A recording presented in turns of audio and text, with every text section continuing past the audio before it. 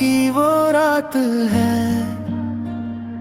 जो सुबह बन कर ना सकी। ये इश्क की वो बात है जो लबों तक आकर रह गई। हमने तुझे दिल की दुनिया में रब की तरह बसाया था। हर ख्वाब हर दुआ में सिर्फ तेरा नाम पाया था। तो आया तो जिंदगी मुस्कुराई, तो गया तो सांस मेरी रोक गई। तेरी एक खामोश नजर ले हमसे बरसों की खुशी लूट ले।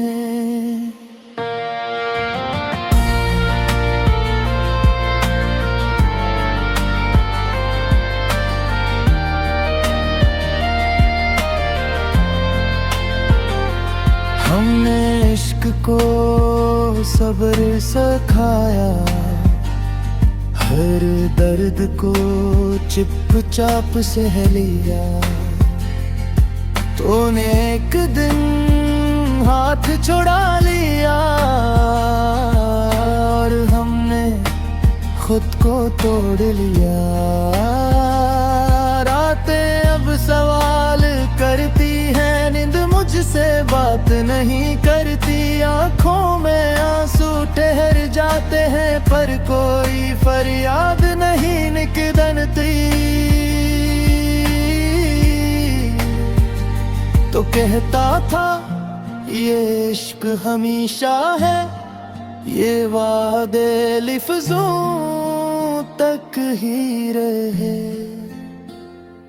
मैंने तुझे दिल जाना था और तो बस एक लम्हा ठहरा रहे।